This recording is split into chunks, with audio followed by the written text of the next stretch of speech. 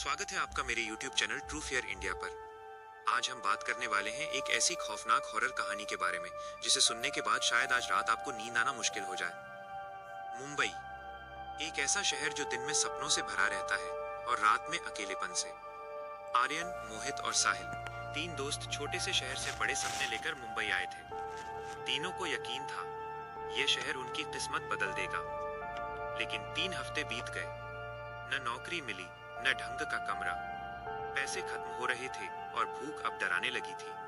हर शाम वे लोग स्टेशन के पास बैठकर लोगों को अपने सपने पूरे करते देखते और सोचते, हमारी बारी कब आएगी। एक रात मूसलाधार बारिश हो रही थी।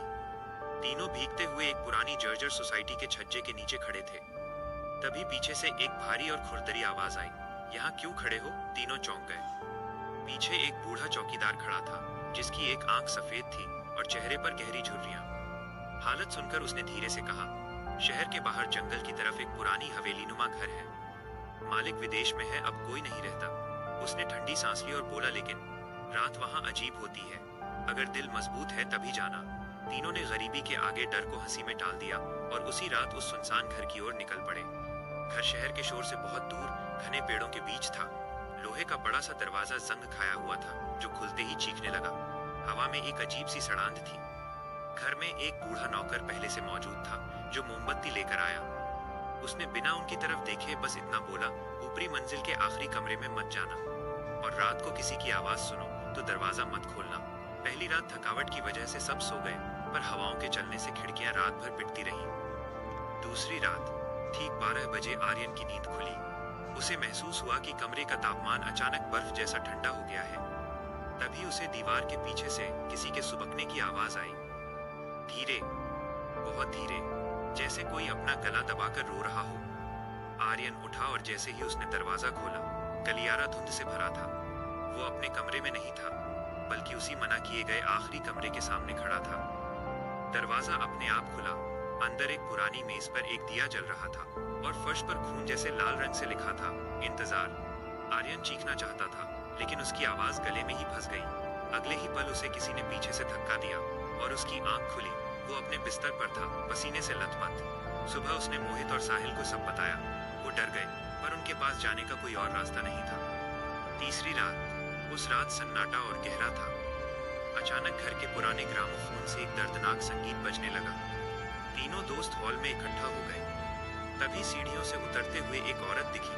उसका सफेद लिबास फूला हुआ था, चेहरा पूरी तरह धुंधला और आंखों की जगह सिर्फ गहरे काले गड्ढे थे जिनसे काला पानी बह रहा था। उसने कांपती आवाज में आर्यन की तरफ हाथ बढ़ाया और कहा, वहां, पेड़ के नीचे, मुझे इंसाफ चाहिए। अगले ही पल बिजली कड़की और वो गायब हो गई। अगले दिन घर के बगीचे में टहलते वक्त आर्यन को वही औरत दरवाजे के पास खड़ी दिखी। इस बार उसके हाथ में एक पीली पड़ चुकी चिट्ठी थी। उसने जमीन पर चिट्ठी गिराई और हवा में विलीन हो गई। आर्यन ने चिट्ठी उठाई। उसमें एक बड़ी कॉर्पोरेट कंपनी का पता और एक नाम लिखा था।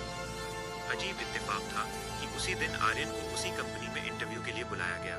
वहां पहुंचते ही उसे लगा जैसे कोई अदृश्य शक्ति उसे रास्ता दिखा रही है। उसे कंपनी के गुप्त सर्वर का पासवर्ड और पुरानी फाइलों की जगह अपने आप पता चल रही थी। धीरे धीरे खौफनाक राज खुलने लगा। वो घर असल में उसी कंपनी के अमीर मालिक का था।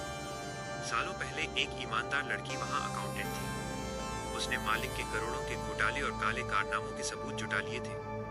उसे खामोश करने के लिए एक रात उसी घर में उसकी हत्या कर दी गई और लाश को घर के पिछले हिस्से में एक पुराने पेड़ के नीचे दबा दिया गया।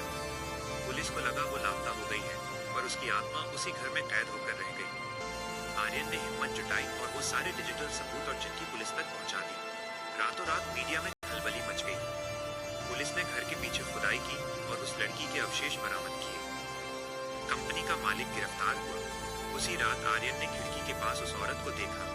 इस बार उसके चेहरे पर खौफ नहीं, बल्कि एक सुकून भरी मुस्कान थी। उसकी आंखों से काला पानी नहीं गिर रहा था। उसने बिना बोले हाथ हिलाया जैसे कह रही हो, अब मैं आजाद हूँ, और वो रोशनी में बदल गई। अगली सुबह सूरज की पहली किरण के साथ तीनों दोस्त वो घर छोड़कर हमेशा के लिए चले गए।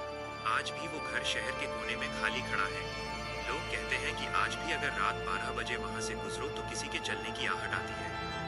शायद वो आत्मा अब भी उस घर की रखवाली कर रही है, ताकि फिर कभी किसी निर्दोष के साथ वैसा अन्याय न हो। बताइए दोस्तों, क्या आप ऐसी किसी हवेली में एक रात गुजारना चाहेंगे? अपनी राय कमेंट्स में जरूर दें। क्या आप